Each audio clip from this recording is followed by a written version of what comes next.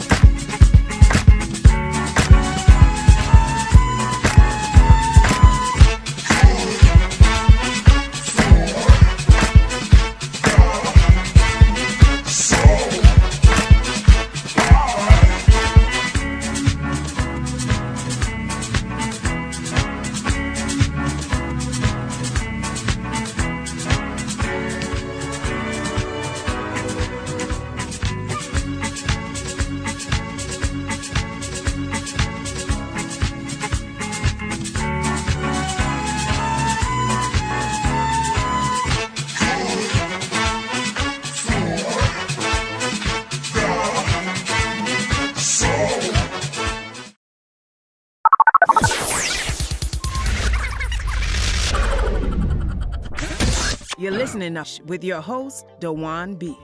Intelligent ish talk, intelligent shit talk. where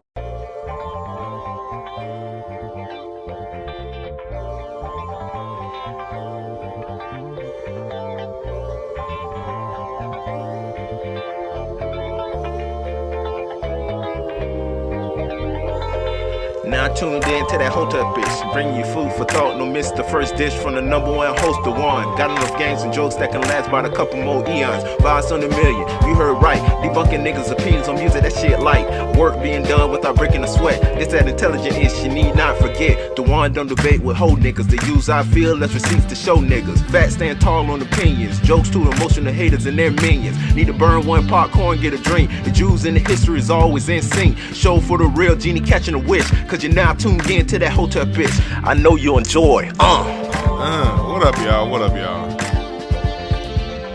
Been debating on whether or not I'm gonna come online all day today.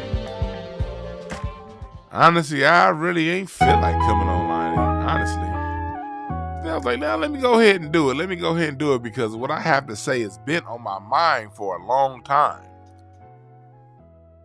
This has been on my mind for a long time. So I'm like, you know what? Fuck it, let's do it. How y'all doing in there? How y'all doing in the chat room? How y'all doing in the chat room? Got Star in here, Run It Up. Montclair, what's up, Don Philly? Delano L. Free Truth. What up, y'all?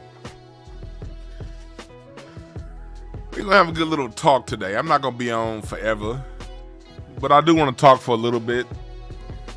And I also want to take some of y'all calls a little later on. I also am going to take some of your calls later on. You dig? The question today is, what is a high value man? What is a high value woman? What is a high value any of this stuff? What does it mean? What does this shit mean? What does it mean? What does it mean? You know, a lot of people have their definitions, and I'm not going to discount anyone's definition of what high value is. But as a married person, I'm going to give you what high value means from the married point of view, and happily married point of view too. What is high value? What's up, Butter Love? What's up, Evan? What's up, Takeover? That's my nigga in the chat room. Yeah, what is high value? Let me start off by saying this. Value, you know how they always say beauty's in the eye of the beholder? Well, it's the same with value. Value is relative to you. And what do you consider valuable? You know, you have your macro definition of value, macro meaning the consensus on what the society you live in deems as valuable. And then you have the micro, what do you deem as valuable? And that's what we're here to talk about. Because we have a lot of people, you know, when it comes to value, sometimes when I listen to some of these people talk about high value, I'll be listening thinking, well, that shit ain't got no value with me. But, okay, if you say so. Like, value changes. For instance, what's valuable in a country economically depends on the need of the country.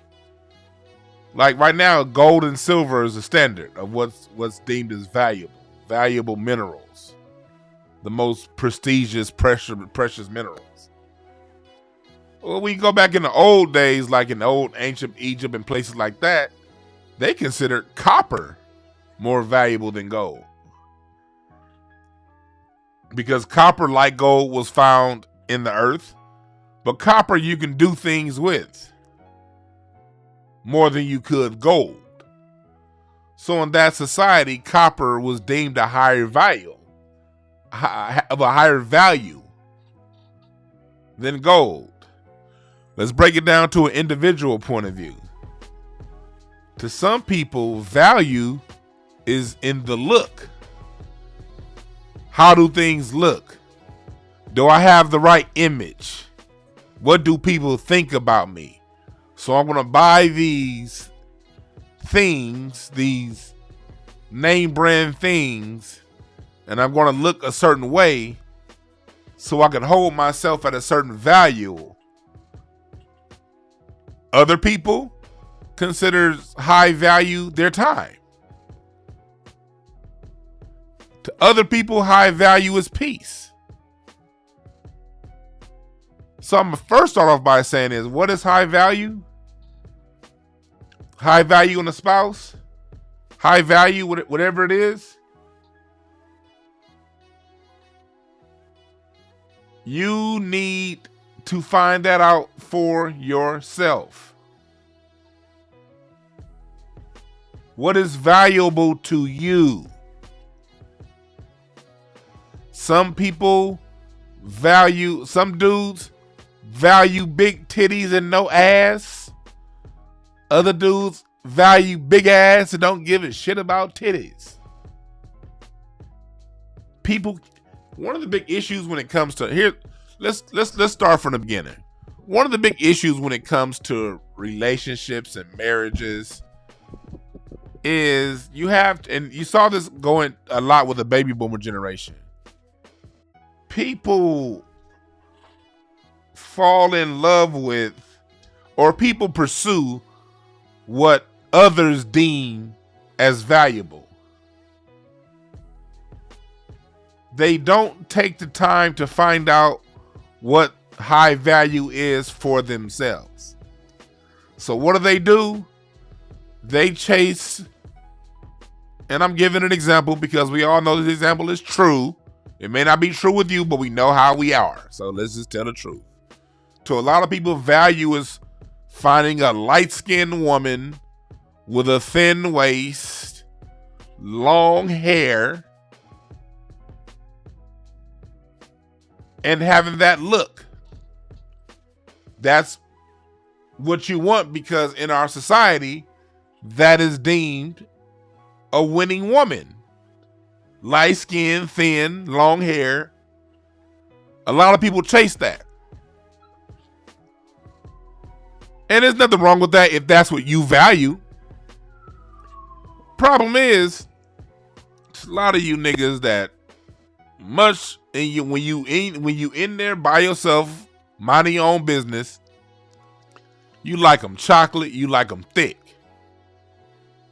But you be thinking, man, if I get that thick chocolate one over there, what are other people going to think about me? So I'm going to go ahead and pursue the woman that I think other people are going to value our relationship at if I get her.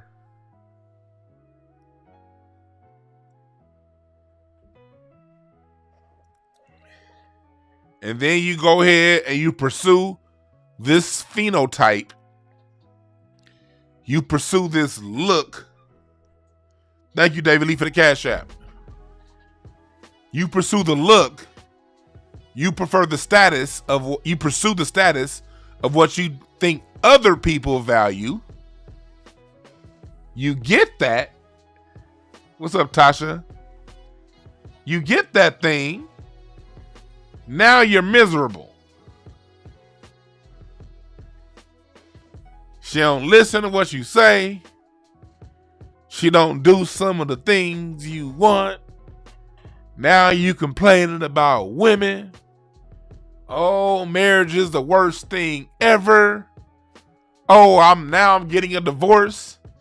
Then after you get divorced from that phenotype, from that shell of a person, what do?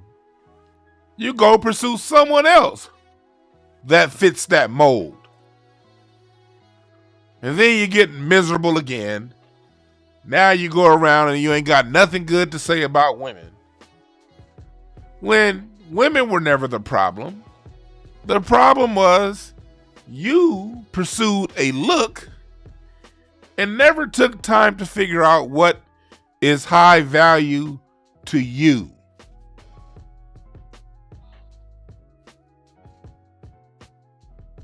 Do y'all see where I went there? And they start this stuff from the cradle.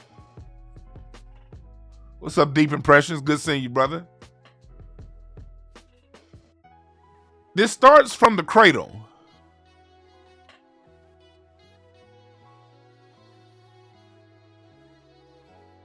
What do we see as children? What's the thing that women are sold from day one? Cinderella. A knight is going to come sweep you off your feet.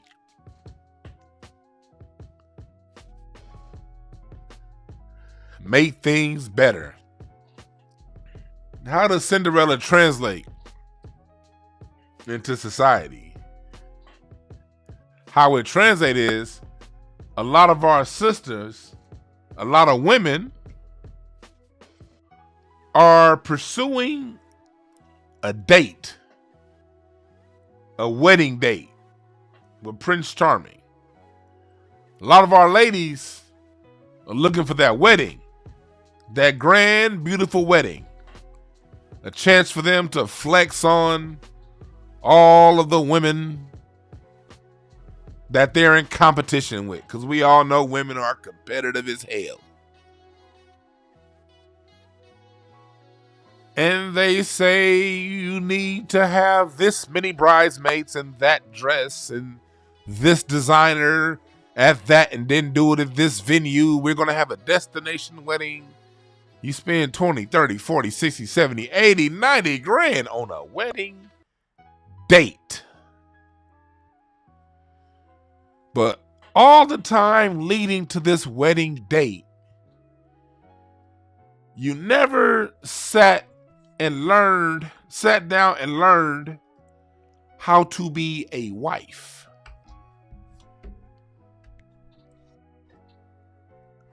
Fellas go around flexing.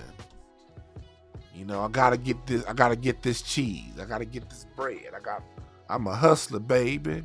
I just want you to know. Oh, they tell you you need to be this and be that, and you need to wear this suit, and you need to be able to afford this car, live in that neighborhood to be a good husband. Then you get that money. You move to that neighborhood. You got your 6-pack abs. Your $50,000, $80,000, $90,000 car. You live in the right neighborhood. You wear the right suits. You got 300 pair of Jordans. But you wonder why women, after about a few weeks, get tired of being around your ass. Why does that happen? Why do we see this all of the time?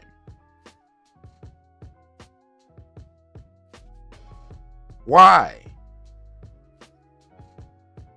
Because it was never about what you have, nigga. It's about you and who you are. A wedding date is just a date.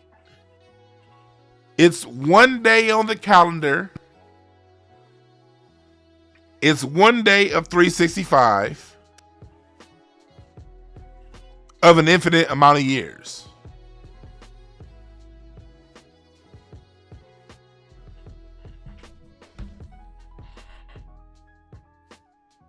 You missed the boat. What I see being preached a lot online right now is a bunch of mass confusion. They getting people ready for a date and not ready for a life or a lifestyle.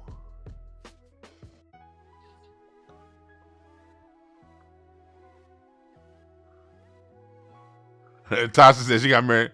Tasha, I meant to call you back. Tasha, I'm gonna call you when I'm done with this. When I'm done with this show, I'm gonna call you, Tasha. Or call me when I'm done. Either way it go. Me and Tasha been playing phone tag for like a week now. But they prepare you for a date. These people are preparing you for an image. They're preparing you for a look. My question is this. Do you want a look or do you want a life? Do you want an image or do you want a lifestyle? I was gamed up by my parents. And so I know I got the game. I was gamed up by my parents. My wife was gamed up by her parents.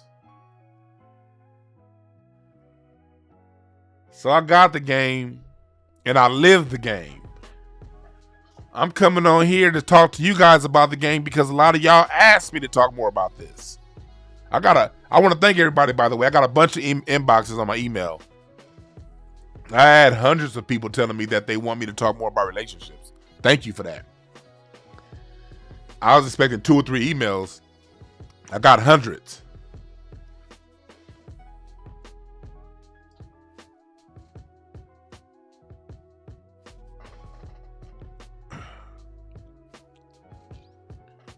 I was talking to I've been trying to go by and see my parents all goddamn week. I gotta catch an appointment with them. Man. I tried to go by and see my parents on like Wednesday. I think it was Wednesday. I called them. My wife was like, you better call them up. They ain't gonna be home. Where they at? The motherfucking casino. Like, god damn. It was easier to get in contact with my parents when they worked than it is now that they retired. My parents be living it up. Coming up on 70, deciding to go drive 2 hours to the casino at 8 o'clock at night. Spending all night at the casino, coming back. That's the kind of lifestyle my parents live, and I love it. That's how they taught me to live. That's why me and my wife bounce around so much. You know what? You know my dad taught me? My mom taught me? It's about marrying who you really fuck with. What do you value? You get in contact with what means the most to you.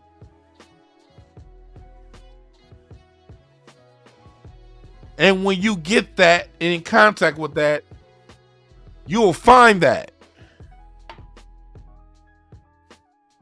If someone wearing a 3-piece suit every day or looking a certain way, if everything about what you want in a marriage revolves around looks, that's fine too.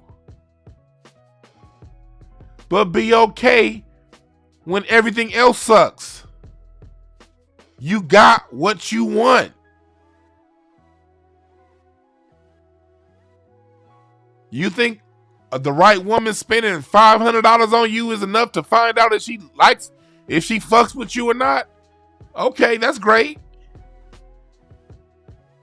Be okay when the next nigga's that cheap to buy off. Okay? Me personally, for me, I can speak for me. High value for me was somebody who can keep up with my schedule. Keep up with all the variety of things that I do. Somebody who knows I'll be out there in public and they're okay with it. They're not going to be jealous. Because long before I became a YouTube personality, I was DwannBrown from South Central LA that hit the clubs up in Hollywood 6-7 nights a week. I've always been in them streets. Every year I'm going to go to the flyest Super Bowl parties. I'm going to go to the flyest All-Star weekend parties. I'm going to go to the flyest Oscar and Grammy weekend parties. That's who I was since I was 19. High value to me was, okay, if I ever do decide to get married, whoever I get married to is going to have to understand that I'm going to be out there in these streets. And be okay with that. Because I'm not about to come home every day and argue. High value to me was peace. When I come in the house, because I was raised in a very peaceful household. I can name on one hand how many times I saw my parents argue in front of me. I'm not saying they didn't argue, but when they did argue, they went out to the car, they went somewhere else. They didn't do it in front of us when we were children. So high value to me was no arguments. I'm not going to be arguing with people all goddamn day, back and forth over the same shit.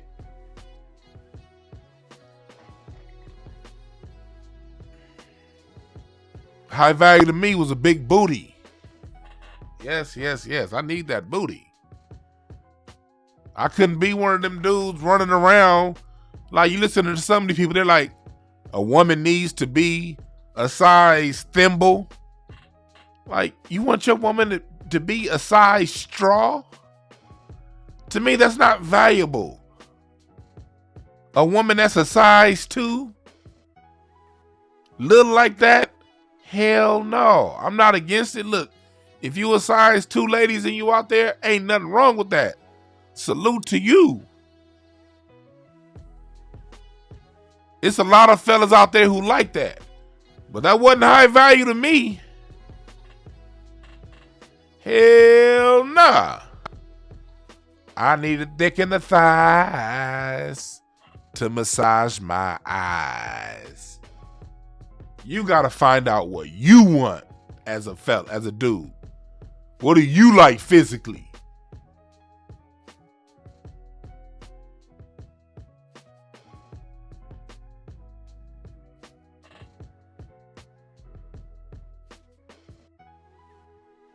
Some dudes want size 40 women. I don't want that shit either. I was with this one chick back in the day. God damn. I didn't know she wore a girdle. When I met her, she had a nice little Coke bottle shape. You dig? But when she took that girdle off, man, that shit popped open like a can of biscuits. And she went from being shaped like a Coke bottle to being shaped like the letter capital B. Hell no. To the no. But it's dudes that like SpongeBob shaped women. Whatever it is you are down with, you be okay with. The problem is you front niggas. Y'all know y'all like these capital B shaped women, but you want to sound cool in front of the rest of the fellas and be like, man, my woman gotta look like this. My woman gotta look like... Nigga, stop lying. You know you like Esther Roll, and there ain't nothing wrong with that. What do you value? Another man can't tell you what to value. He can't. You gotta find this shit out. If you a man, nigga, being a man means standing up on your own. You could be the only nigga in the room. It could be 200 niggas in the room, and you the only one that like women shaped like Kevin Duckworth. Be okay with that. If you don't mind your women shaped like former Portland Trailblazer center Kevin Duckworth, rest in peace. If you like Kevin Duckworth shaped broads, then goddamn it, be proud of your Kevin Duckworth shaped bride. Okay?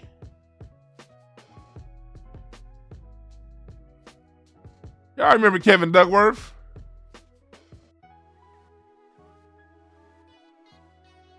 I remember when I was like young dude. This is when I had my epiphany that niggas be full of shit on this topic. This is when I knew niggas be full of shit, when I realized it.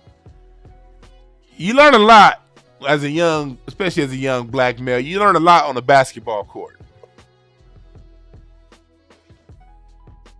You learn a whole lot about life playing basketball.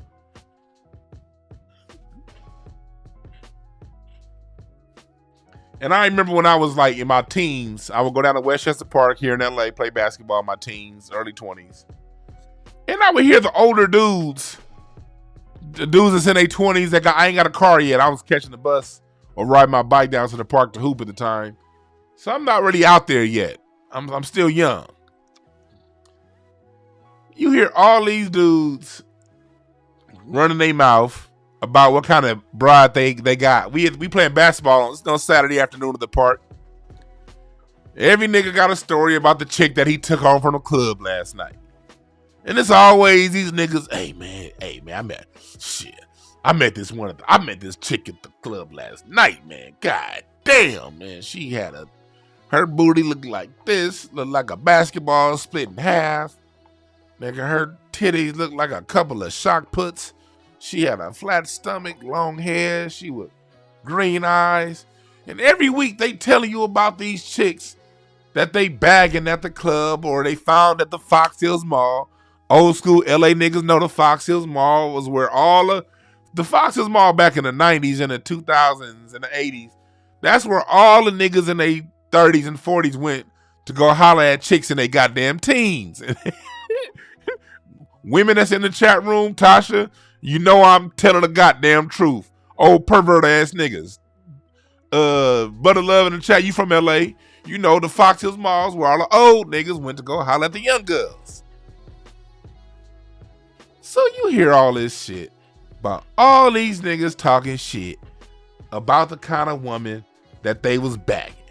Oh, I bagged this, I bagged that. Then you get out, you in the grocery store one day or a Big Five or whatever, and you see the nigga you hoop with, and he with his girl or the woman he with, and them chicks 8 times out of 10 don't ever look like the niggas that the women that these niggas be bragging about. So I learned really young at the age of 18, 19. Man, niggas are full of shit. Niggas talk all goddamn day about what they bagging, about how they bras be looking. And then you meet these chicks. You be like, hold on. You been telling me this whole time. You bagging all these chicks that look like Toni Braxton. All these chicks that look like Mariah Carey. You telling me you bagging J-Lo, nigga. Then I meet the bitch. She look like hanging with Mr. Cooper. Just no. You over here they telling you they with all of these pretty model-esque women, and then you see them, they look like they women look like Gerald Levert.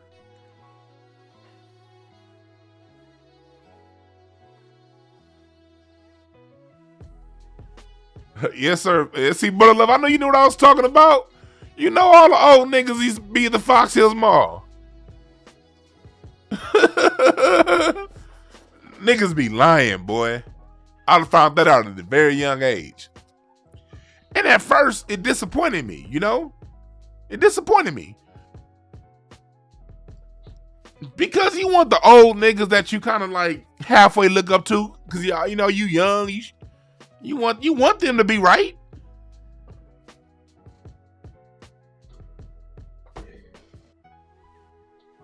What's up, Mark Miles? You want these people to be right. And Black said more like delusions of grandeur. But illusions of grandeur, that too. You want these motherfuckers to be right, but then you see who they actually with. And you be like, these niggas lying they motherfucking ass off. They so goddamn full of shit. You right, on a prowl at the Fox Hills Mall.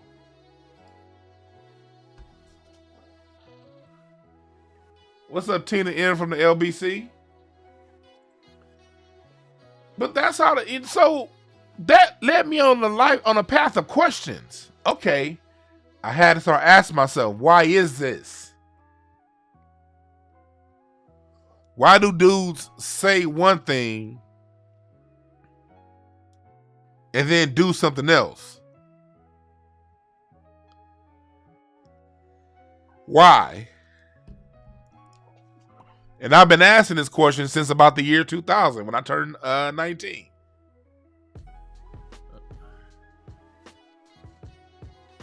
I turned 19 in the year 2000. And I've been asking this question ever since then. And when I ask questions, I take in years of observations before I draw an answer. But years and years and years of observation concluded me to this. And I still could be wrong. But it concluded to me this. The mistake a lot of men make is men aren't honest with what we like. We like to front and fit what we like into what the dominant society approves of.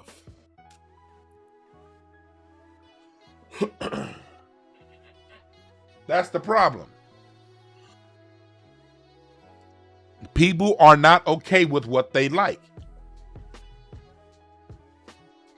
I used to see this shit all the time. If you ever have the chance,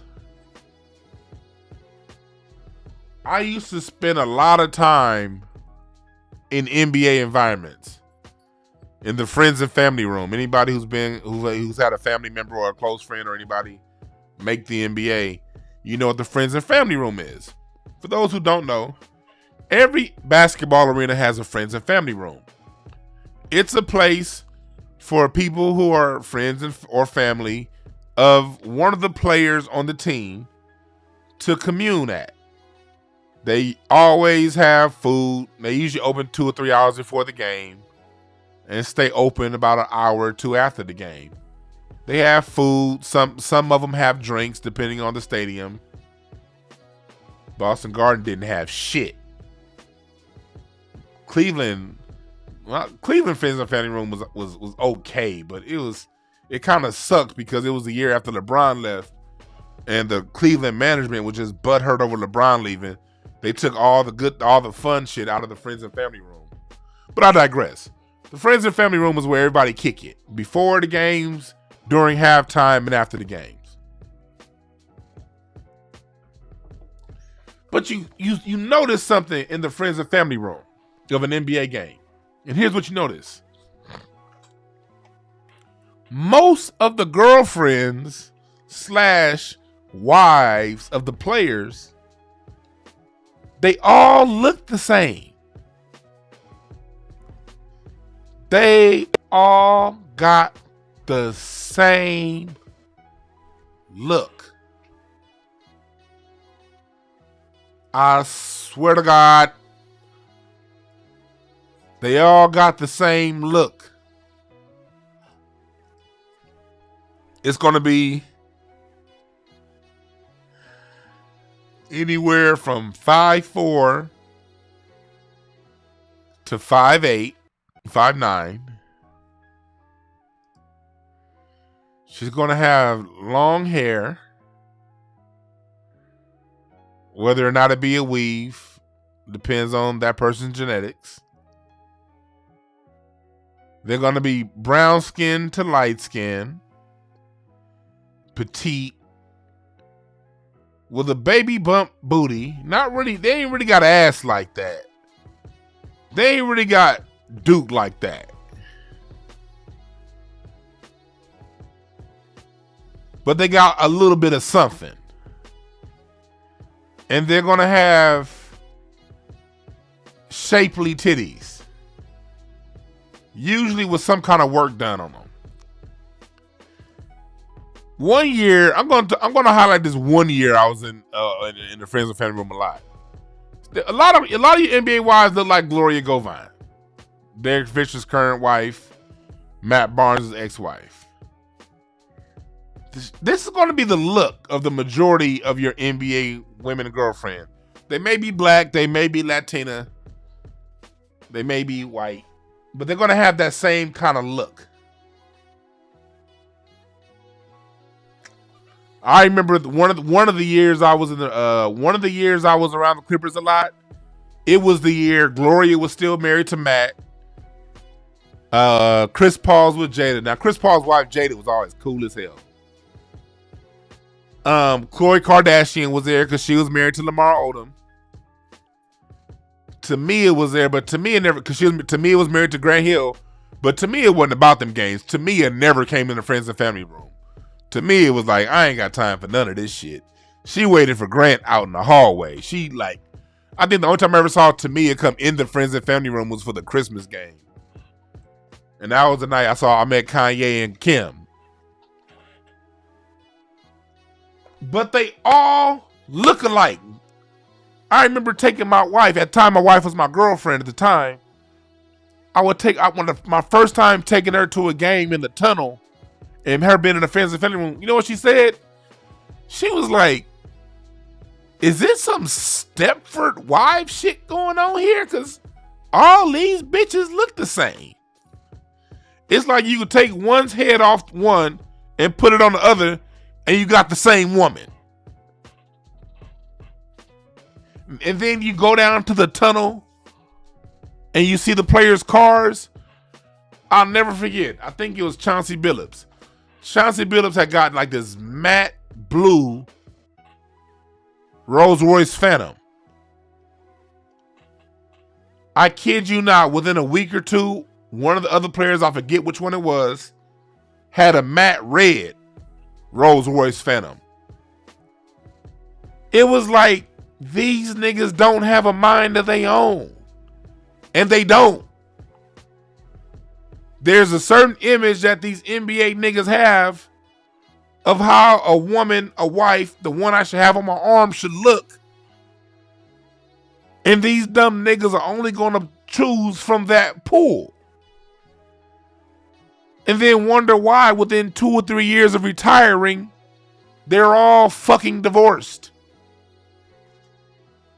And then wonder why they wives be fucking on other players. You dumb niggas are choosing from the same pool. You looking for the wrong shit.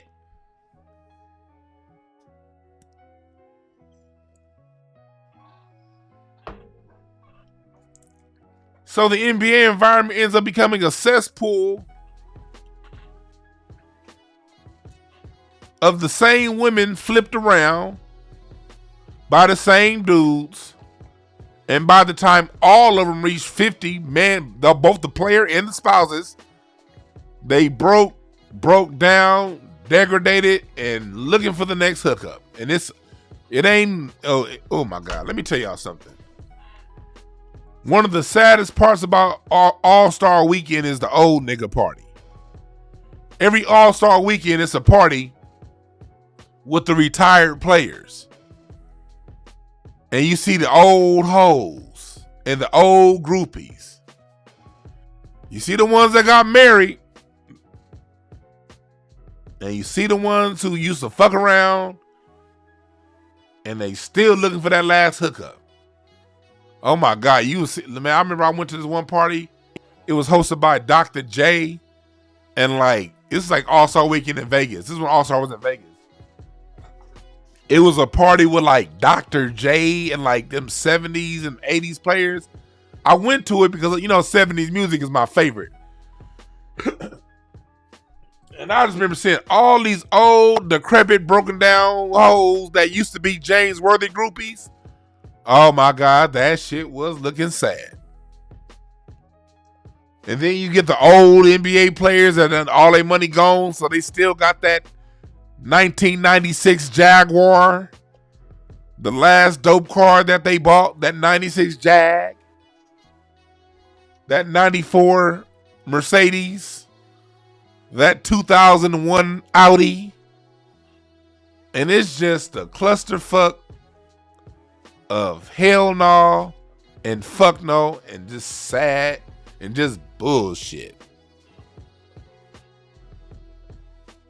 Y'all don't want to be that person, fellas, ladies. Y'all don't want that for your life. You don't want that. What do you want? You want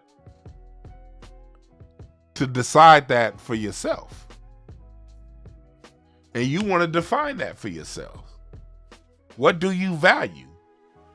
Do you value a look or do you value substance? What do you value?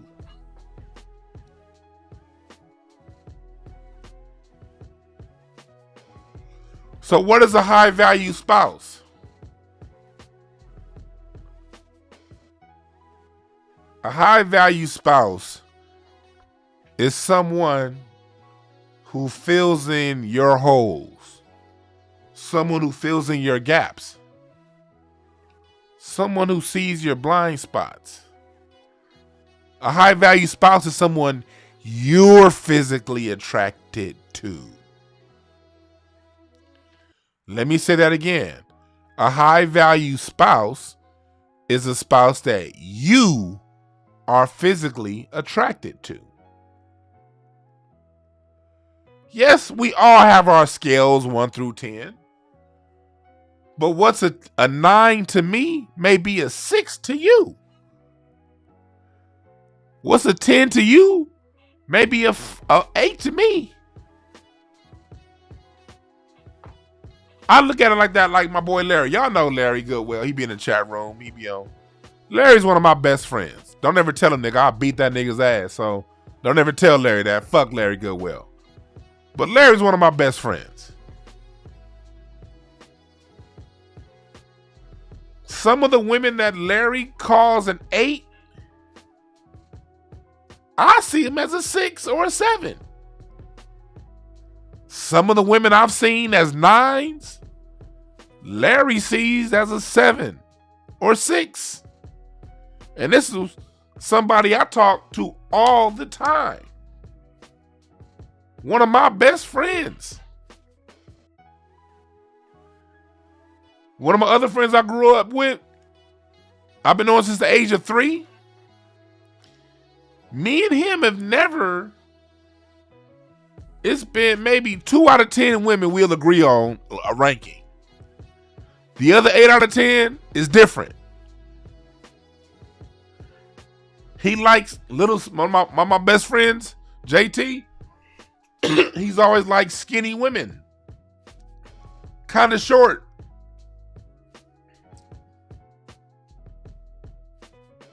I like the booms and the baps. You gotta have them thick thighs and lay up in my laps. You dig what I'm saying?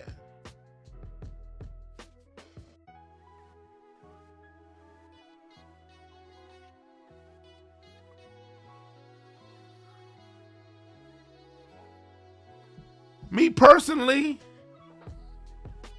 if them thighs ain't thicker than a Snicker, I'm not trying to get with her. But you'll have a lot of these guys come online and tell you what high value is and be like, well, she needs to lose weight. Okay. End up missing out on your blessing.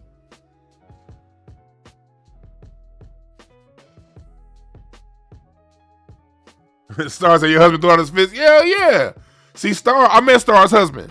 Star's married to a real nigga. I shook his hand. I tell you, you can learn a lot about a man when you shake their hand. I met Star's husband. That's a real man right there. When a man has a firm handshake, looks you in the eye, and you feel the energy, you know you're dealing with a man. Star's married to a man.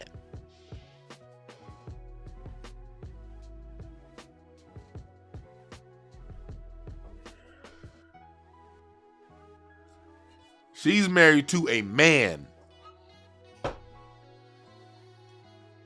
I can't come over here and act like I'm some relationship guru and tell other people what they should value. I can't tell women how you should look. Here's what I can say, ladies. Look the best for your body type. Okay? What does that mean?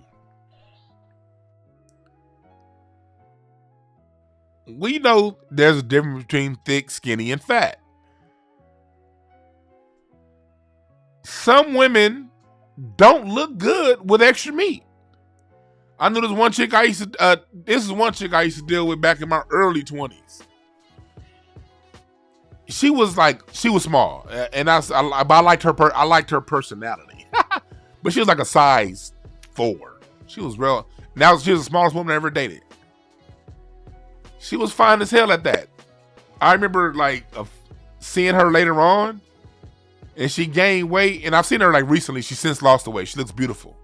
I'm the kind of person, I love seeing women I used to mess with. I love seeing them married and happy, because I just like seeing people happy. I'm not one of the people that like seeing people single and sad. I love seeing people happy. But she gained weight, and she didn't look right. Like, when she gained weight and put them extra chins on, she was probably only a size 8 when she gained weight, but that shit did not look right on her. Versus, I've seen other women who thick as hell. Them thighs, that booty, ooh. But I've seen some of them kind of women lose too much weight and then be walking around looking like a goddamn lollipop. Big ass head, little ass neck and body. Like, no. Please. We need to feed you some funnel cakes, some oxtails with gravy and extra salt. You need to wake up and eat pancakes for breakfast and cornbread and steak for dinner and get your thickness back. It's all relative. It's relative.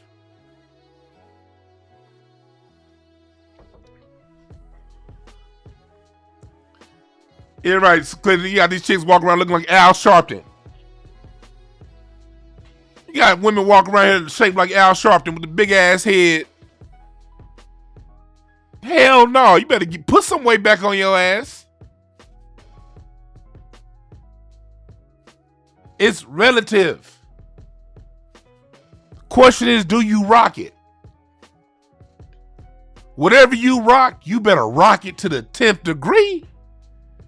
Have that internal confidence. Because confidence attracts confidence. Confidence attracts. And I don't mean that fake confidence. Because you have that fake confidence like Lizzo. Lizzo fat ass really ain't confident. Her going around twerking, wearing a goddamn... She ain't look. And you see the way Lizzo's shaped? She needs to be smaller. She ain't even stacked right. How you gonna be fat with little titties? If you're gonna be a fat woman, at least have some big ass titties. Compensate. You know what I'm saying? You can't be a fat woman with B cups. Lizzo look like her titties look like 2 sacks of deflated yogurt, like yogurt's in a potato sack, but not all the way filled. Like, ugh. Lizzo look like a stack of tires. Lizzo ain't confident. If she was confident, she wouldn't be crying for attention so goddamn much. Confidence is quiet. Confidence don't go seeking attention. Confidence knows it's the shit.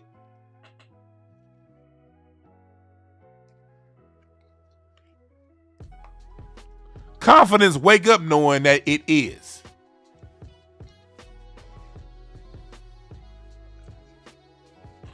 Lizzo look like a stack of bike tires. Like 16 bike tires.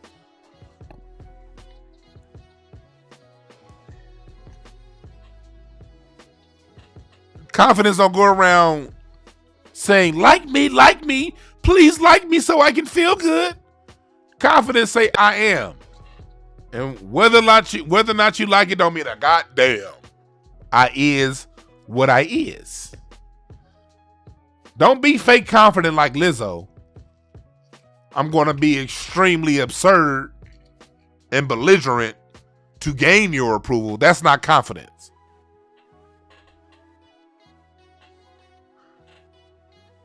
Confidence is self-approval. You know that you the shit.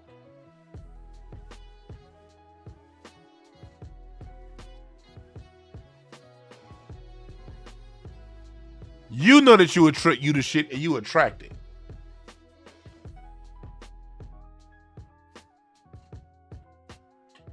Lizzo shaped like chocolate soft serve. She knows she's supposed to be smaller than that. Because it ain't stacked right. It ain't built right. It ain't built right. Now, Jill Scott? Huh. That's some thickness right there, shit. I don't give a shit how much weight Jill Scott got on her. She fine as hell. Jill Scott fine fat. She fine thick. She's fine in the middle. She's fine on the extreme. Jill Scott can carry that weight. It is gonna go to her titties and her legs, and that's a good thing. Thank God. There is a God. There is a God. There is a God. But what is a high value spouse?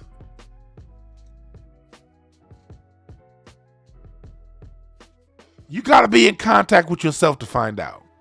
No relationship, quote unquote, guru can tell you that. Now, there are some universal things that you can do to make yourself high value. One, like I said, is be the best you can be with your shape. Whatever shape you are, however your body stacks out, rock that at its best.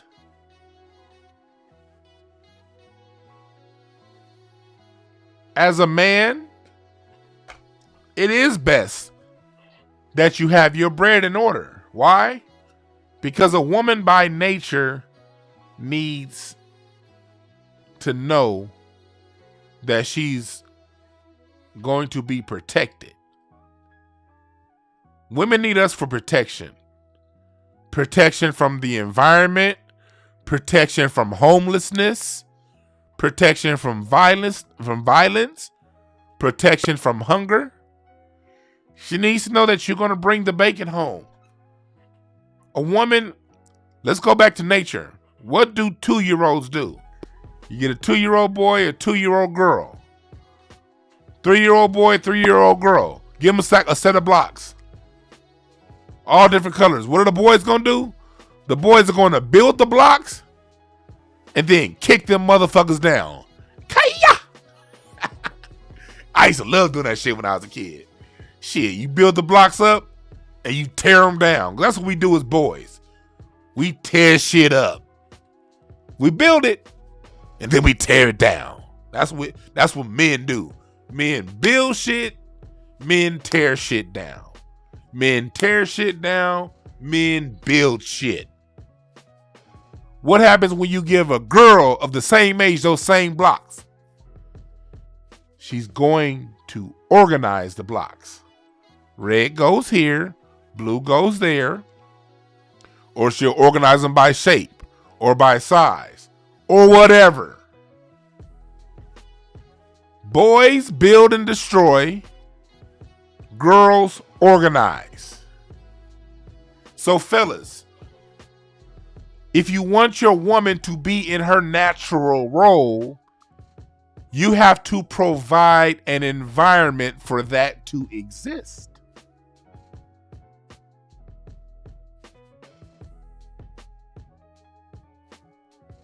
That means whatever money you make, I'm not telling you, you don't have to be a millionaire, but you have to bring in the money to know that the rent or the mortgage is going to be paid on the first of every month. You don't want to have your woman in position to not know if the lights are going to be turned on. Because if you now every now and again things happen, I get it. But if this is a perpetual thing every month, she don't know where the food's coming, she don't know if you're gonna have a place to live, or if the light's gonna be turned on, you're now taking her out of her environment of organization. You gotta create a stable environment for your woman on whatever level that is you can provide. That stable environment may be a 1-bedroom apartment.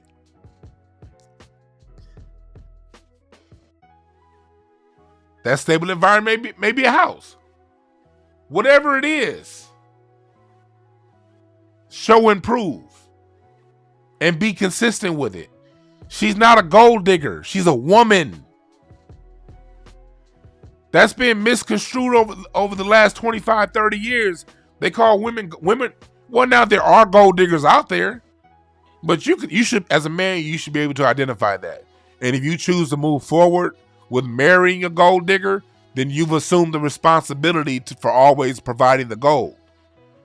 You can't go with something and then get mad that you're with that thing, fellas. We're the leaders. Women aren't gold diggers.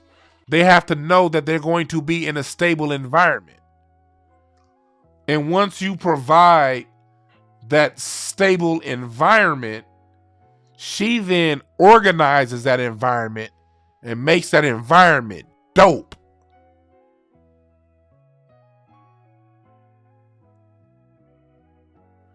Again, I'm not saying that gold digging women don't exist. There are plenty of gold digging women out there. Plenty. But it's some dudes that like that, because it's some dudes that can produce on a high enough level. Well, that doesn't matter to them. They ain't shit. Some of these niggas is gold mines. Do you think a gold mine is tripping on a gold digger? I don't judge any of it. Some niggas like to trick. And if you like to trick, that's fine. Just make sure you're always going to be able to trick. Because if you're tricking what happens when a gold mine loses all of its gold? The gold diggers go to the next mine. No different than human nature. If you're a trick, if you're the kind of fella that don't mind dealing with gold diggers, just keep producing the gold. And understand that the moment you stop producing the gold, she's going to move to another mine that can produce the gold.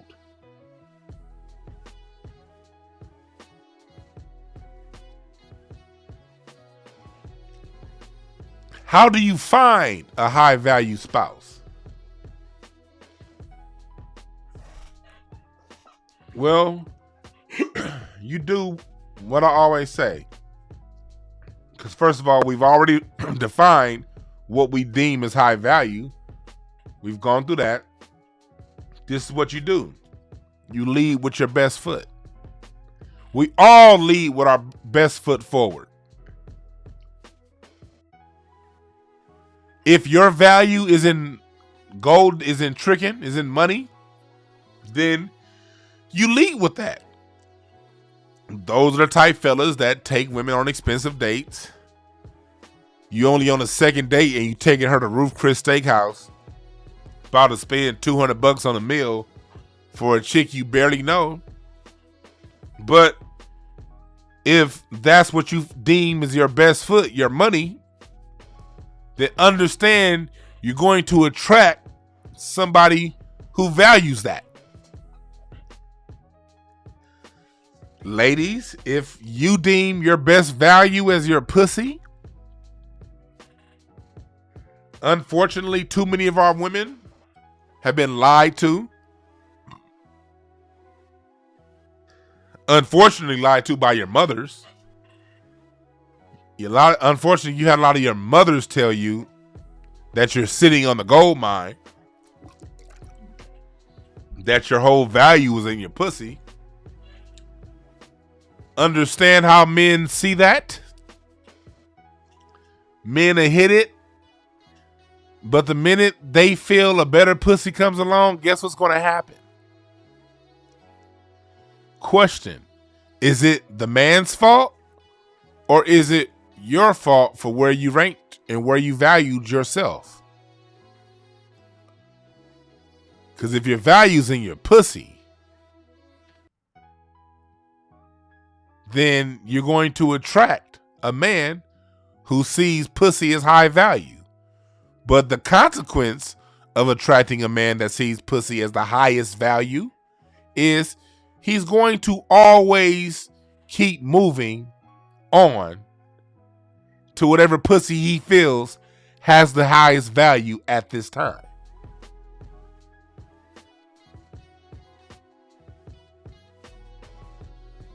Here's my offering to you. Because y'all know I like talking about solutions. And then I'm going to open up the phone line after I give you my offering.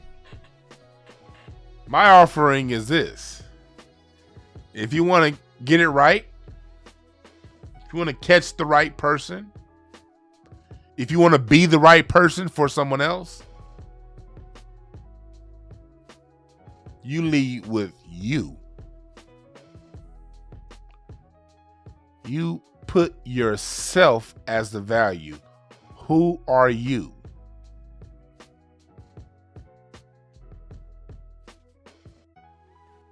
Not your money. Not your fuck stick. Not your house. Not even what you do. Because what you do can change. What if what you do becomes industry obsolete in 5 years? You had people that was back in the 80s. Back in the 80s, a high value person probably had a company printing records. They printed albums. And then the CD came along. But that person put all of their value in albums. What happened when the CD came along? Those albums become obsolete. But you still living. Does that mean you become obsolete? What happened to people who sold CDs and burned CDs back in the 2000s? And then digital downloads came. What you do can be hot 1 minute and not the next. Your value is in who you are. That's why it's best. What's up, CT Reed? I ain't seen you in the chat room in a minute. Salute to you, brother. CT be cool as hell in the chat room, but I be seeing your jokes every now and again when I read the comment section on Craig Facts after the show.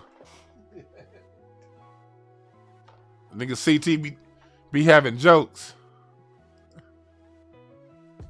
with them thick ass eyebrows. This nigga CT Reed got them round eyebrows over there. This nigga's eyebrows are like 2 thumbs on his forehead. This nigga got eyebrows like them 2 old niggas on the Muppets. Talking all that shit. This is the only pink-skinned black nigga on earth. Salute to you, my nigga. For real. Much appreciated.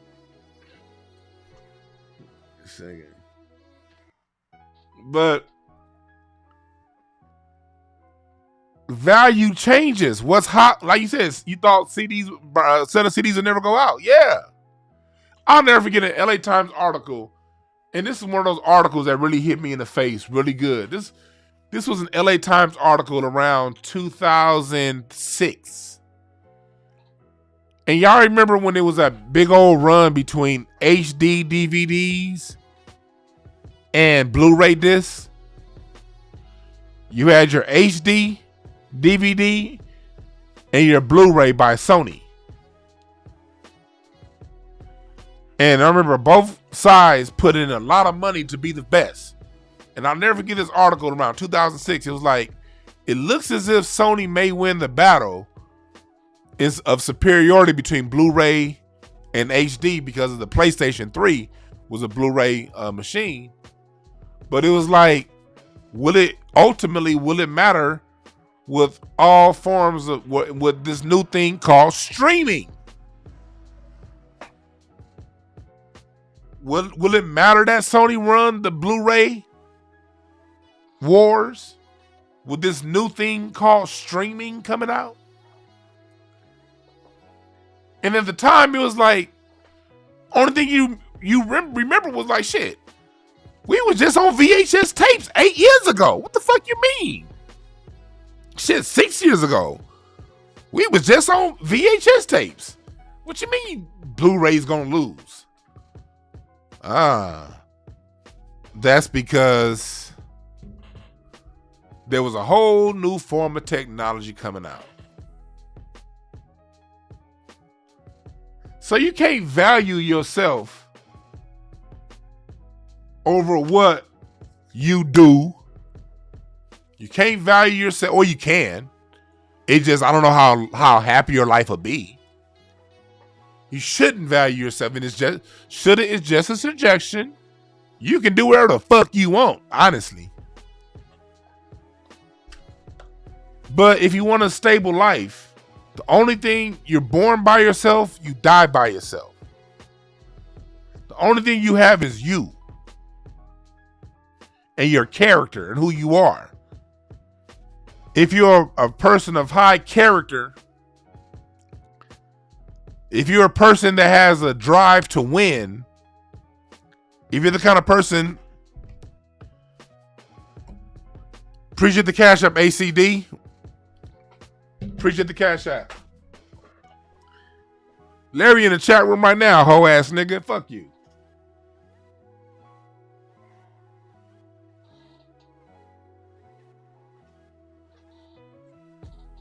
If you value yourself in all of these things, what happens when that thing changes? The only thing you got is you. So if you have the self-respect to and the self-pride to win regardless of the circumstances, you're going to be fine. You're high value. Because whatever changes happen in the economy, whatever changes happens in how to make your money, you're going to adapt to those changes and you're going to win.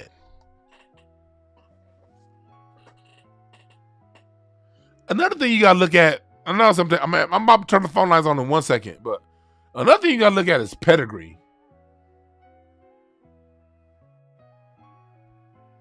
You gotta look at pedigree. Everybody ain't the same pedigree. I was thinking about this when I was watching Housewives of Atlanta, Portia's new show. Y'all know me. As much as I love education and reading and shit, I love The Real Housewives of Atlanta. That is my show. I don't watch that much TV, but for the last 5 years, nigga, ever since that, I used to be that nigga that was like, man, all this, I ain't gonna watch no Housewives of this. It's just a waste of time, dig it? You need to be doing this. Black people wasting their time on a housewife. Shit. Look, we all got some bullshit that we watch and we spend time doing. Life is about, like I said, when I started to show the profound and the profane. We all got our times we serious, and we all got our times that we just fucking around and want to pass time. Some people pass time doing this. Some people pass time doing that. But I'm going to tell you something. Ever since that episode when Portia, I never watched that shit, but then that episode when Portia snatched Kenya by the wig, it was like a season finale, whatever. I saw that shit. I told at the time me and my wife had just got married. I said, this shit here? Oh yeah. We gonna have to watch this shit. Nigga. I love Housewives of Atlanta. Them women are funny as hell. And you right, Ivory, they all got some big old asses. Ooh. I get to see black women be funny with big old asses bouncing around that screen. Shit, I am in all the way. I love Housewives of Atlanta. That's my shit. But they got the new housewives with the show with just Portia. So I was watching the show with Portia. And Portia, you know, she took old girl's husband, that African nigga that make a lot of money. But it was something that stood out. My wife pointed it out. I couldn't put words to it, but my wife put it out there, and she was right. We looking at Portia and old boy, because you can tell Portia she's still in love with Dennis. Because Dennis is more her speed. Portia and Dennis, Portia should have looked past Dennis cheating. Because first of all, y'all ain't even married yet. So of course he gonna get some other pussy. Y'all weren't even married yet. She should have looked past that and just married the nigga. But she didn't. Now she's with old boy Peter. I think his name is Peter. But you can tell Portia and old African dude, they are far different pedigrees. They're different pedigrees. Portia, even though she got bread, she still is of a hood pedigree. You could tell Peter comes from a family where his parents, I could tell his parents probably had money back in Africa, or a relative term. He comes from a different pedigree than she does. And when you see them two together, it's like, we all know where that shit's going in. Portia and Peter got different pedigrees, man. Hey, Larry, fuck you, nigga. You talk, nigga, please. You watch Housewives, too. I'll never forget telling Larry, man. I remember telling Larry, no, every real nigga had this conversation. I was on the phone with Larry one day, and I was like, man, I ain't gonna lie, dog. It's hard for me to say this shit, but, nigga, I kind of fucks with the Housewives of Atlanta. You know what Larry's response was? Nigga, shit, me too. I'm over here thinking I'm about to tell Larry some shit that he about to clown me for. Little did I know that nigga been watching this shit longer than me. But that's how we are as niggas. We know we be doing certain shit, but we still gonna talk shit. When I told Larry, I was like, man, I kind of like that Atlanta Housewives. That nigga Larry was like, nigga, that shit, man, nigga. Come on now. You can't tell me. I don't give a fuck. I was a big Escape fan as a kid. Kick off your shoes and relax your feet. Candy, shit. Anytime that camera pans by and gets a glimpse of Candy's ass, I'm a happy man. And my wife know I'm looking at Candy's ass.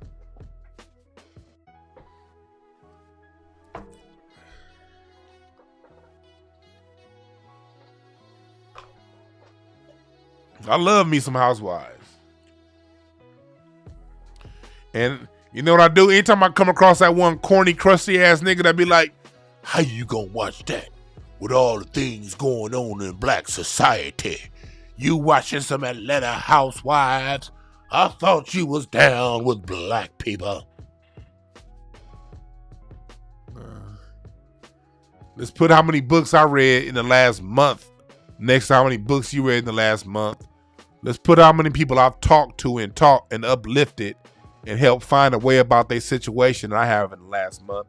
And let's compare side by side notes. And let's see who's really about this life. You fake ass niggas. Everybody got some bullshit that they like. And I know that Atlanta Housewives is bullshit, but I goddamn love it. I'm going to spend an hour every Sunday from now to the end of the season watching that shit. And fuck you if you got a problem with it.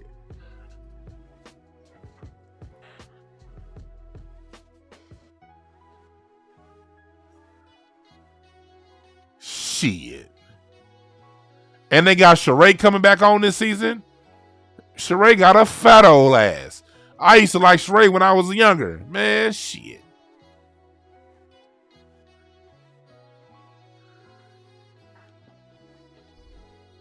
Y'all better be. I said this shit on Craig Facts yesterday. You better be okay with whatever your dark side is, whatever your other side is. You better accept it. If you don't like it, change it. But some shit on your other side, your profane side, you like, keep it. We ain't all one thing, people. We are not all one thing. We're all profound. We're all profane. We're all good. We're all bad. We're all educated. We're all ratchet. It comes down to what side of it you put out there the most. There's a high vibration and a low vibration to everything, including numbers.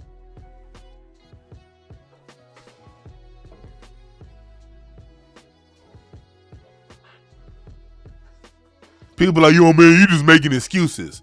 Well, if you call nature an excuse, then that's your dumbass fault. Atoms have protons and neutrons. Batteries have positive and negative. Nigga, life is about balance. That's what my art is. That's why I call the show Hotepish. Y'all see, that's my art.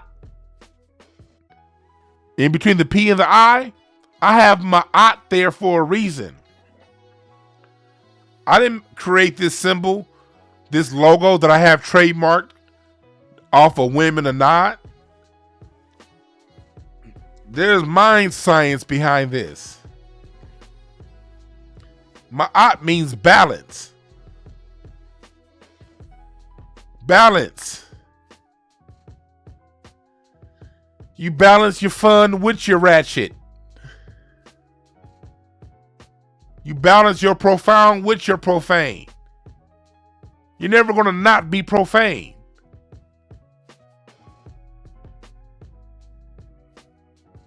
Going back to what do you value as a high value? Going back to relationships, you have to give what you want in return. If you're a well-rounded person, you have to accept your woman or your spouse being that too. There are definitely going to be things about your spouse that you don't like. Things that you don't really jive with like that. But you have to allow them the space to be that. And if it's that bad, help them grow. Or if that thing is too much, maybe that's not the person you want to marry. It comes down to what you can tolerate. Can't nobody tell you what high value is, what value is to you. You have to decide that shit on your own. That's right, Lori Brown. Reciprocity is important.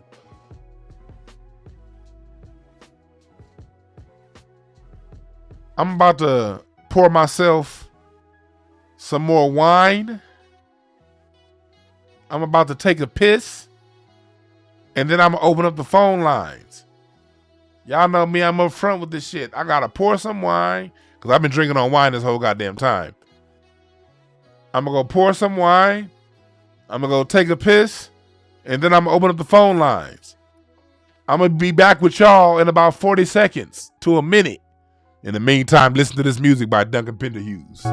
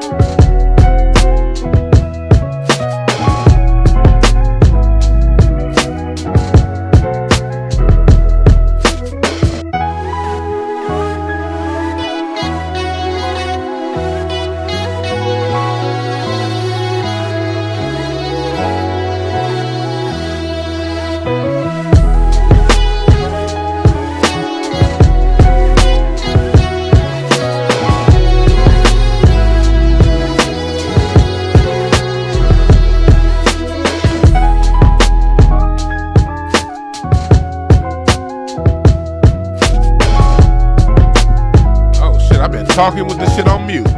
I'm back, motherfuckers.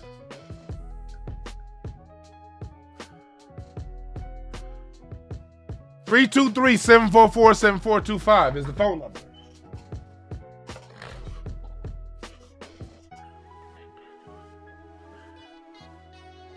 Yeah, I'm over here drinking. You know me. One thing I realized, I can do hard liquor, but I don't really do hard liquor like that no more. I'm a wine drinker. I love me some wine.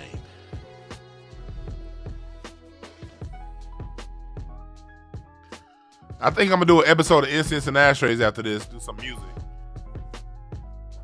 I'm waiting to hear back from me and Craig, so let's meet up and talk real quick. All right, we got a phone call coming in. What's up, caller? It looks like you calling from Atlanta. What's your name? Where you calling from?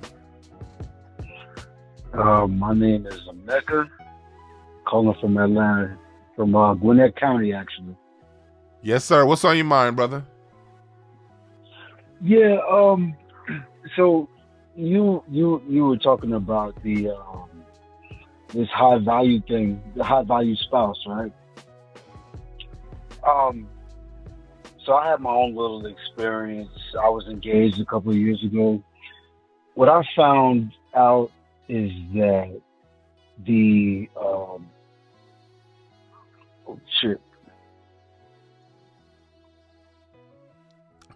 Oh, he hung up. I guess his phone dropped. That wasn't me. That wasn't me. That wasn't me. Call back when you can. Right now, I'm drinking a white wine right now. I'm thinking a Cabernet Sauvignon is what I'm drinking right now. Oh, you drink that too, Tagala? I'm a red wine drinker, but I got a fuck ton of white wine here, so I'm drinking down the white wine. What's up, caller? What's your name? Where you calling from? Hey, good day, man. Yeah, this is Daniel. I'm calling from New York. Daniel from New York. What's on your mind?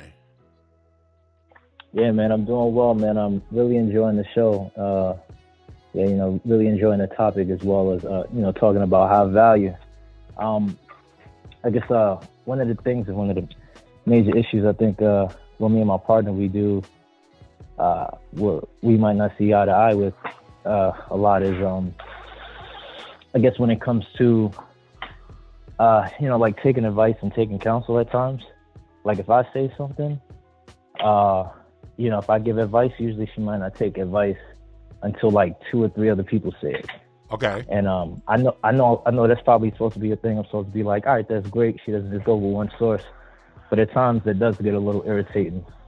Do you have any like advice on that, or any way I could possibly, you know, like be more patient when it comes to that? So you want more patience when it comes to the advice that you get from other people? I want to make sure I understand I want to answer your question correctly.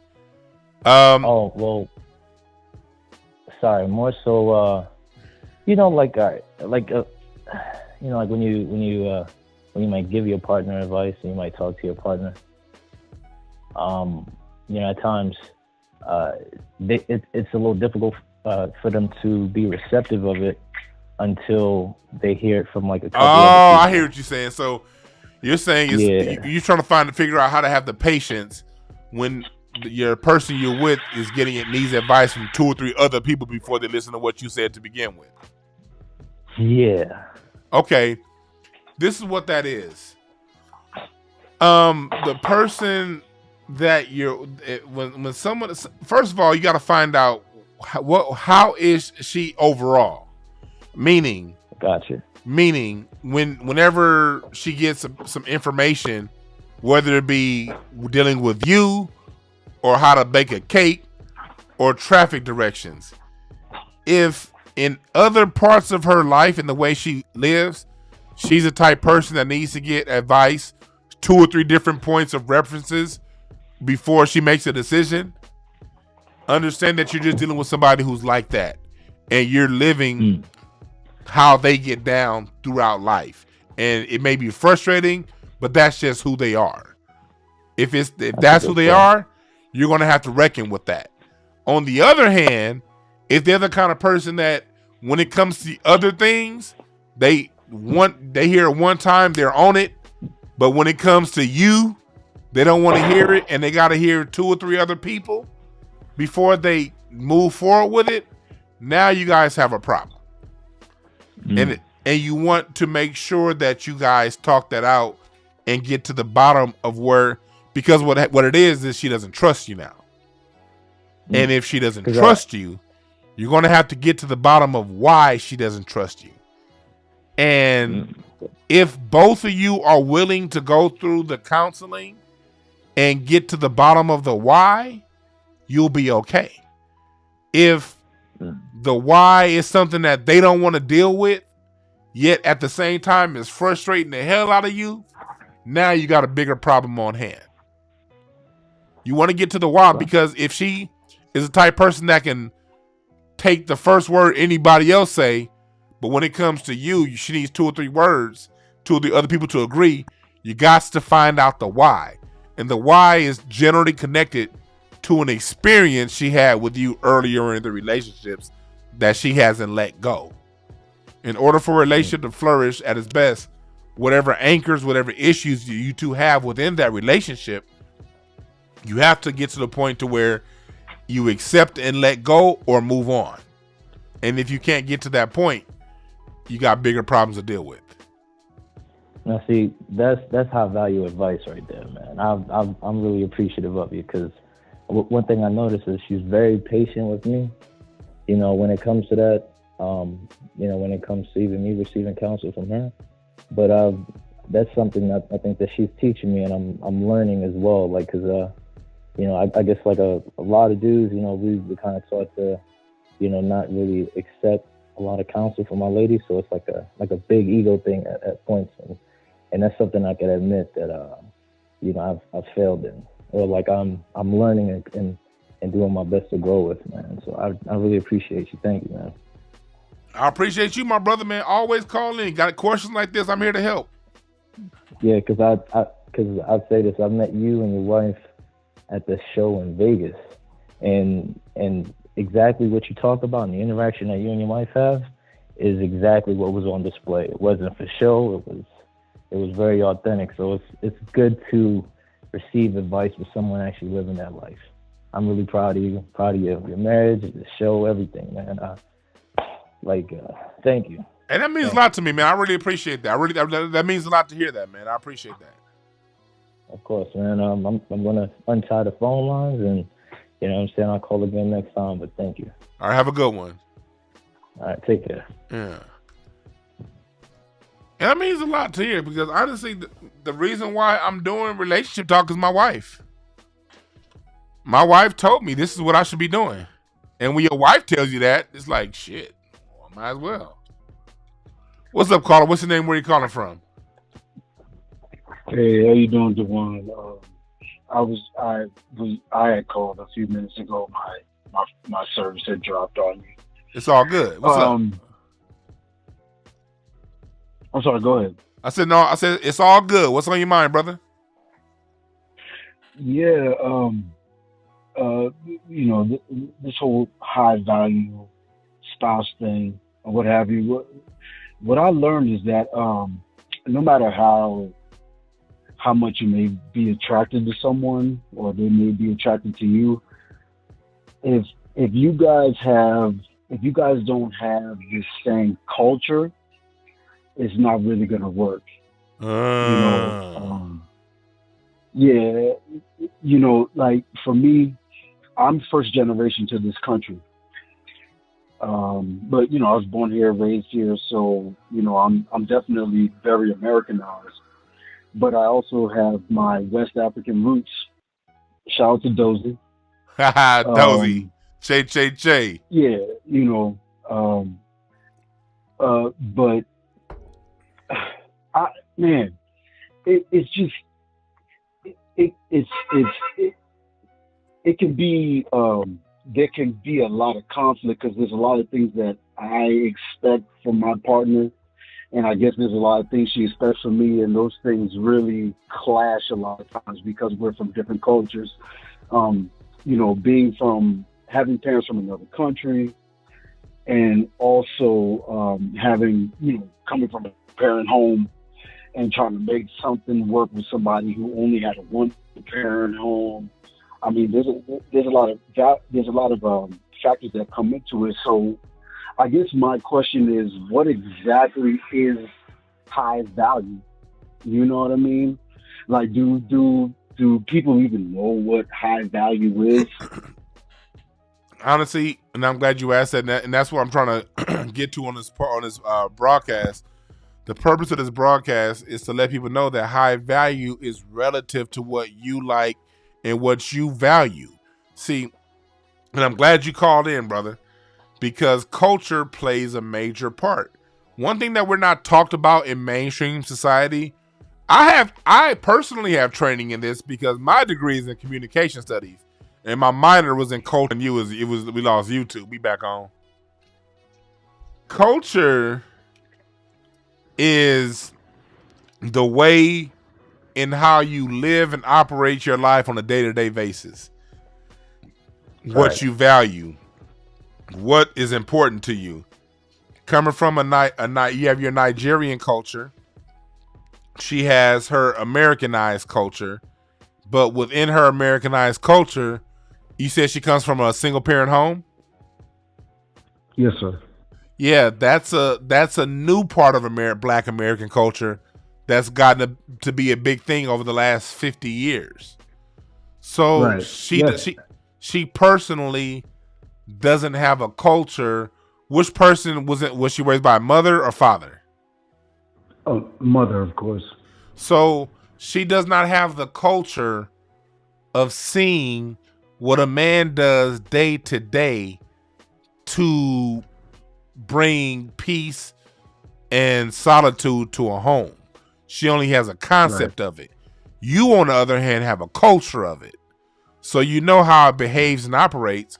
But at the same time, the way a Nigerian woman operates her household is going to be a different way than how a Black American woman operates her household. Two extremely different cultures with extremely different circumstances. So what you see is valuable as a Nigerian raised by Nigerian parents is going to be the value that you saw in your mother and what she brought. Absolutely. That's what you're going to deem as high value. What she's going to deem as high value, first of all, when it comes to a man, she may not have a clear picture of what that is. Right. And you're doing the things that your father taught you and showed you as high value. You're living that, and she may not be able to see it and rank it on a value scale. So that can make you then feel underappreciated. Absolutely. Absolutely. What I found is that it seems that she actually gets offended by, my masculinity or my willingness to take control. It's almost like an offense. You know what I mean? Yeah, it's almost like, you trying to control me, you trying to do. No, I just, we have to have order. There has to be order. And see where that comes from. Whatever the hell we want to do. See where that comes from. Her not having a father in a home, that means, guess what? Her attitude of what a masculine man is, what masculinity is, has been shaped by a white supremacist feminist culture. Mm-hmm. TV entertainment is all white supremacist feminists. Her point of view on what a man is has been shaped by Toni Morrison, Bell Hooks, who just passed away yesterday, Alice Walker, Angela Davis, these Black women puppeteers for white supremacy, who basically have been telling Black women for the last 50 years that anytime a man is establishing order, he's being toxic. Right. That's what she sees, and so she's confused. Okay, we see the problem. What's the solution? The solution is going to be, because intercultural marriages can work, but it's going to need her and you to get a more clear understanding of what the expectations are. She's going to have to be willing to get rid of all of the things that she is known is what a man is supposed to be, and be willing to learn what that is and allow you to show her. If she's willing to do that, you guys can work. What you're going to need is to understand that she doesn't know what it is, and you're going to have to be able to communicate that in a patient way that's palatable to her and how she can hear it. Yeah, you know, well, you know, I mean, and I'm sorry, I don't mean to go on and on, but go ahead. But you know, when you tried every approach, the patient approach, the stern approach, the yelling, the this, the that, the fighting, the fucking,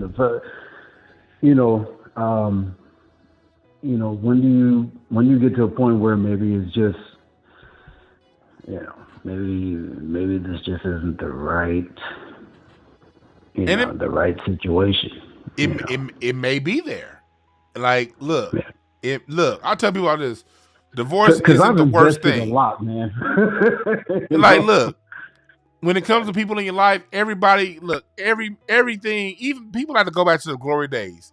Even in the 1920s, when the marriage rates in Black America were at its highest, people still got divorced. You know what I mean? Like, it's not the worst thing ever to happen.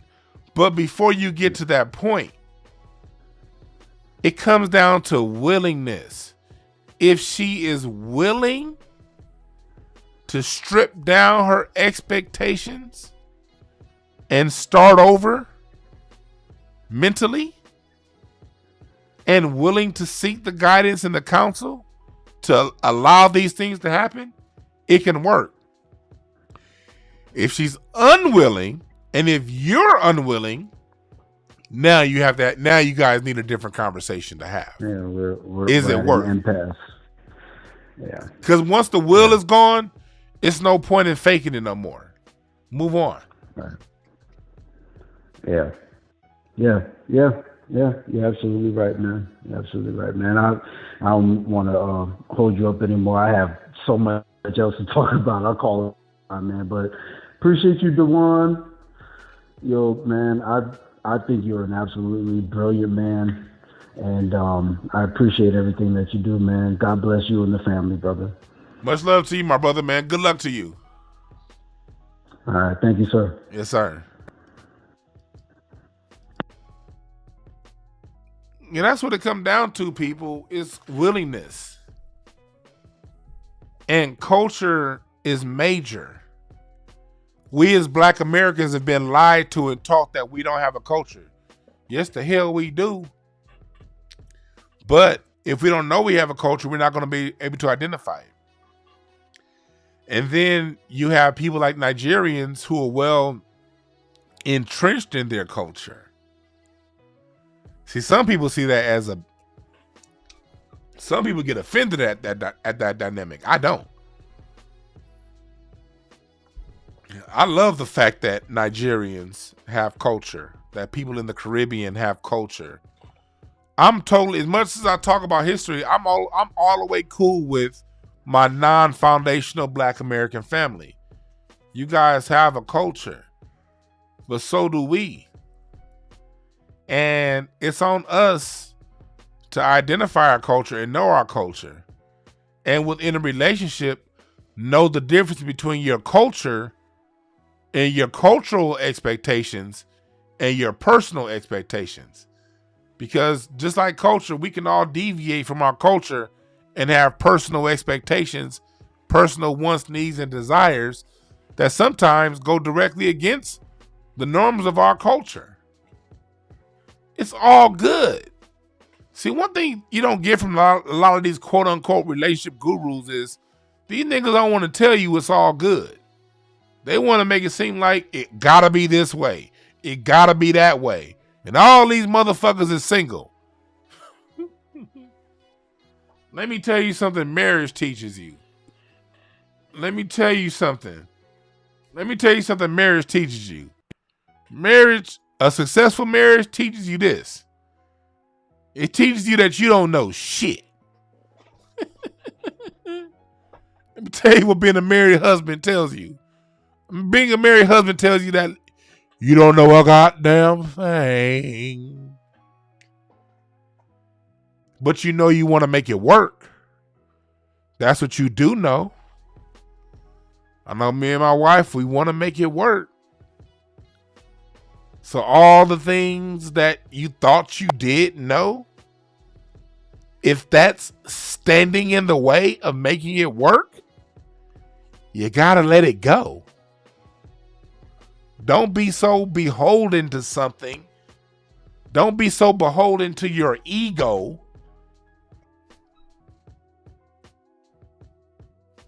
that you let a good thing go because of what your ego says you should be doing.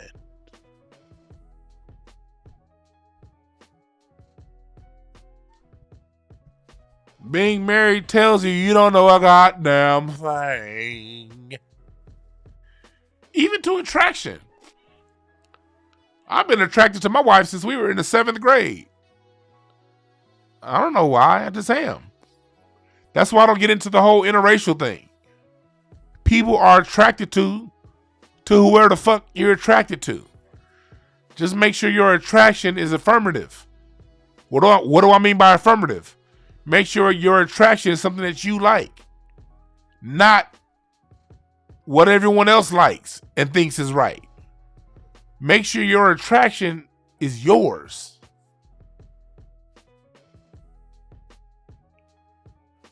For you.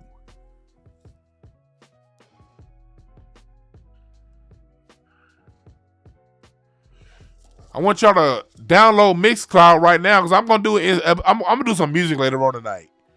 Go to Mixcloud. Somebody put my Mixcloud in the chat room. Mixcloud.com/DwannB. We gonna listen to some music later on tonight. We gonna vibe out to some music. Download the Mixcloud app. We gonna vibe out to some music later on.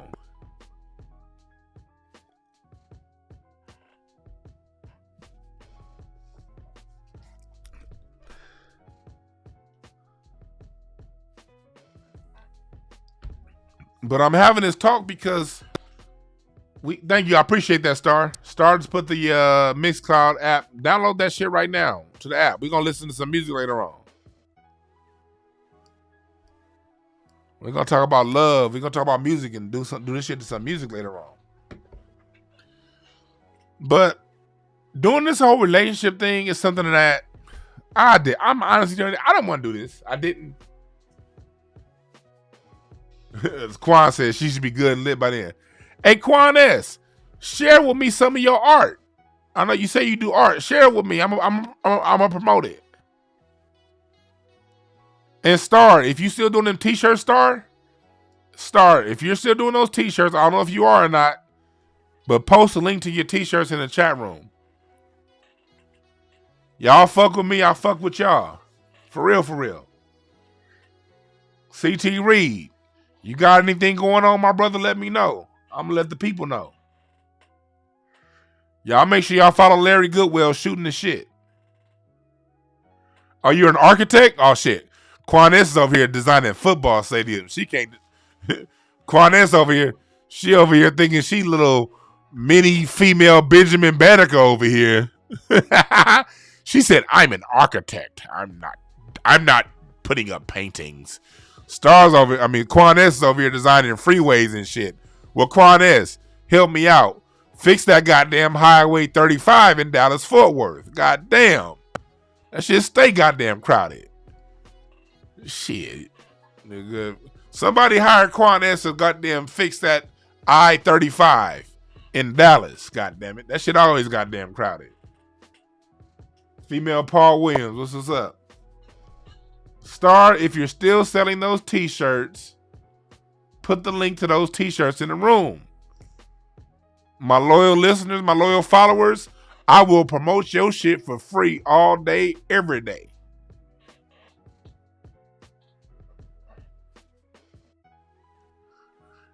I will promote your shit for free all day, every day. It's everyone else who has to pay. But that's what's up. Quan is an architect. That's what's up. Quan is a mason.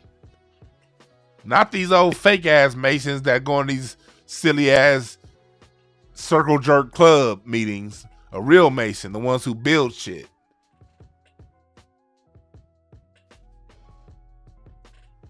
But Star got some dope ass t-shirts. Support Star and buy her t-shirts.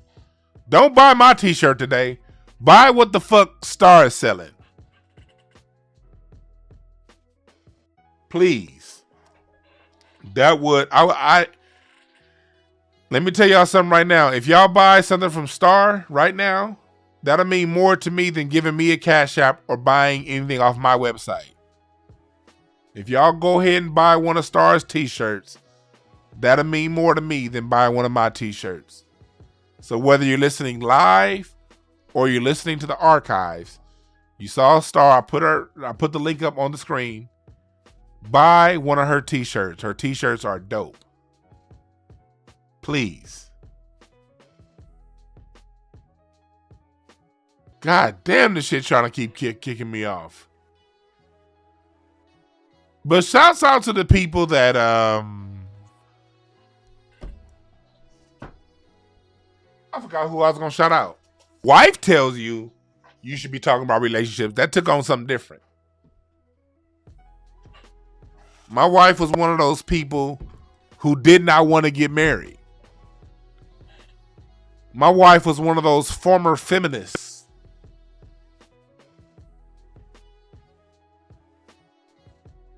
My wife wasn't with this shit, man. But it was through my actions and what I was able to show her as a husband that showed her people. I changed her and her. I changed my wife's whole point of view on marriage through how I live. I changed her whole point of view on marriage through my actions.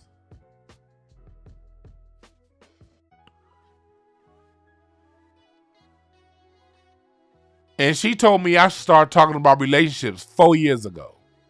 And I ain't listen. My channel could probably have 2 million subs if I listened to her 4 years ago. But I didn't.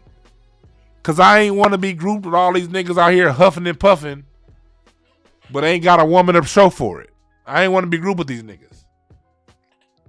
At the same time, my wife ain't a public perception, ain't a public persona.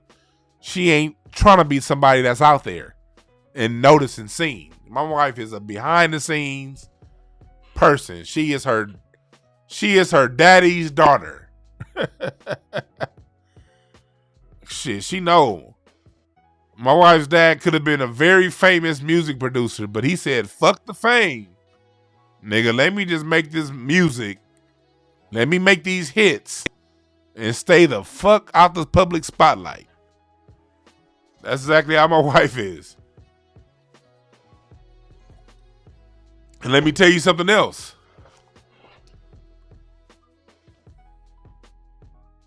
When it comes to this whole high value thing, let me go ahead and pop my collar and floss. Just in case any of these other fake ass relationship expert poser niggas try to question how I see high value. Let me tell you the difference between my wife and a nigga that's speaking from a concept.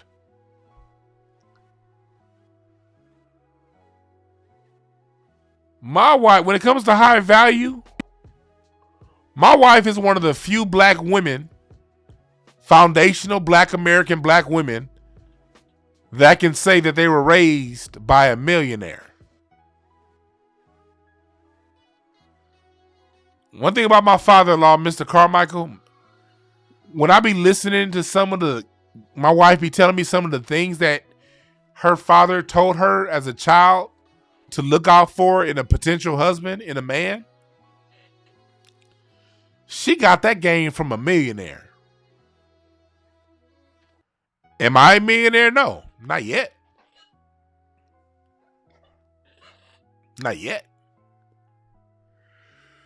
But one of the highest compliments my wife was able to give me was, even though she knew I wasn't a millionaire when she got with me,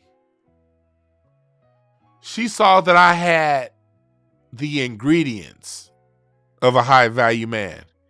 Even though monetarily I wasn't there yet, she knew what it looked like because she was raised by a millionaire. So I'm not here conceptualizing shit. My father-in-law, my mother-in-law, they love me. Larry met them. Is Larry still in the chat room? Shit, he'll tell you. My in-laws, I love them niggas. Oh my God. I love them. I love them.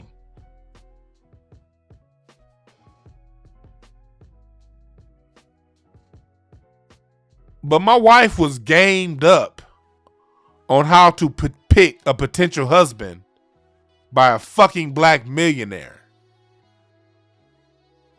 And she chose right. And I chose right.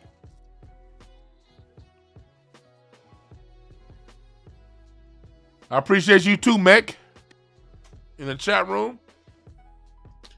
I appreciate all y'all.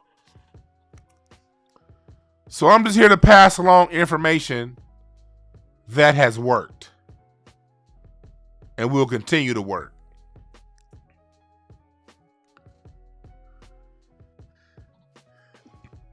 These other cats can tell you what they perceive, what they conceive.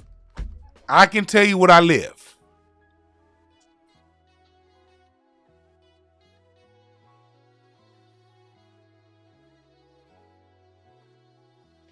That's the difference between me and everyone else. And I'm not here to say all of their advice is bad, because I listen to some of these other cats who are single.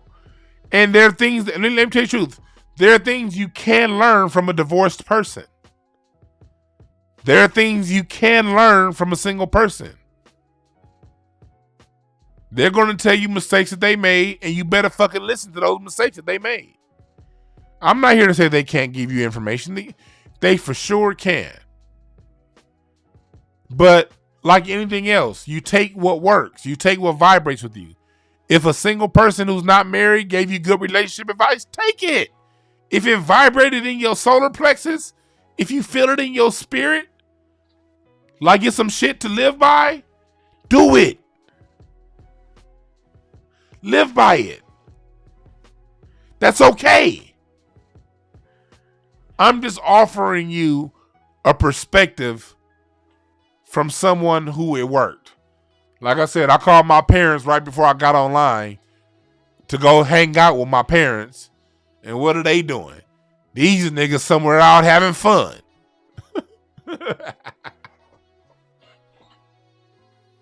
You know where my wife is right now?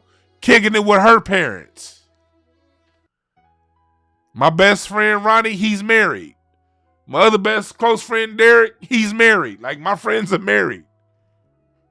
I'm married. I called my sister. She was out getting shit for the kids before her. Guess what? Husband came home. Not her boyfriend, not her baby daddy. Her husband. Of that she's been married to for now 16 years. All I know is what a fun relationship looks like. So I'm here to just offer you my point of view as a married person who has fun being married. I love being married. You know how much I missed my wife last week when we was in Austin? Last week in Austin was the longest I've been away from my wife since this pandemic started.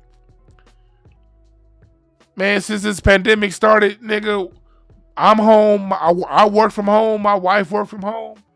We don't be away from each other for long at all. Me and my wife are within 20 feet of each other basically all day until I leave to go to Craig Facts. Or if I got a quick little run to make. Hell, half my business runs, my wife hop in the car with me and roll with me. So being away from her for 4 days this past weekend, that was the first time that shit was, I missed that woman. And I was with my nigga Larry. Y'all know, fuck Larry, but y'all know how much I love that nigga Larry. That's my dog right there. Me and Larry was having a good time in Austin. I was with my friends. Craig's one of my good friends. I was with my friends at Craig Facts. But goddamn, it was hard being away from my woman. I'm here because I want all you niggas to have that. I want everybody listening to me. Thank you for the Cash App of Mecca Herring. I want everybody listening to me right now to have what I have. I know Star has what I have. I saw Star and her husband, and y'all look beautiful. Willie said Craig was in Austin eating Goji berries. I'm talking to y'all about relationship because I want every one of y'all to have what I have in your own way. You can't have exactly what I have, but you can have what I have on your level. You can have what I have in the way you want it. Yes, you can. Because if it's a desire of yours, that means you can have it. And I want you guys to have the same thing. So I'll be doing more relationship talks. Email me hotepish@gmail.com for suggestions on show topics.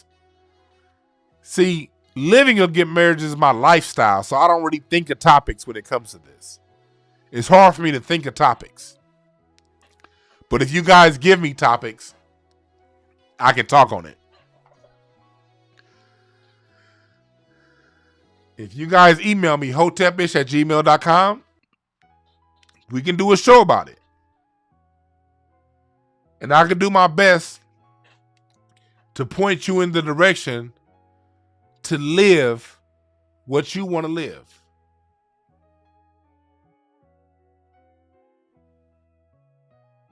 All right? Add Dwan B on Mixcloud. We're going to do some incense and ashtrays tonight. We're going to listen to some music tonight. I'm going to do incense and ashtrays in about 15, 20 minutes. I say 15, 20 minutes because I got to go roll a blunt. I'm going to go smoke this blunt. And then we're going to do some music tonight. And I'm going to break down some music history along with the music that I'm playing. All right? And remember this. There are no perfect messengers, only perfect messages. Even though I'm in a fun marriage, but if the message you got tonight was perfect for you, apply it to your life in your own way.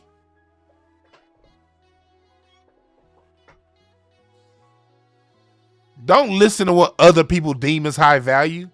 High value isn't a look.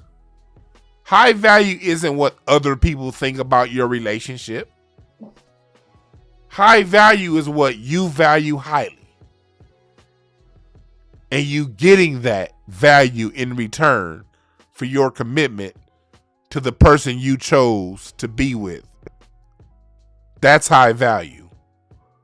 Whatever you deem is valuable in return for your offering of love and commitment, and you giving to that person what they deem is valuable. Don't let people tell you you're wrong in what you value. You value what the fuck you want to value. And you put that valuation where the fuck you think it needs to be. A relationship is between two people. You and the person you committed to. You two set the rules on where the value is in the relationship and make sure that you have the integrity to live that. Wherever you set the value, have the integrity to live that value through your thoughts, through your speech, and through your actions. That's character. Character is your thoughts, speech, and action all being in alignment. Because fellas, a woman is going to look at what you do. What you say can get you the draws. What you do is going to determine whether or not you stay together. Okay?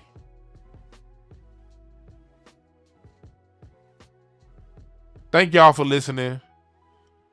I'm going to be on Mixcloud in about 20 minutes when I'm done smoking this blunt. Let's listen to some music. And if you listen to it later on, download the Mixcloud app and listen to the archives. We're going to talk some music tonight. My name is Dwan B. I love y'all. We out.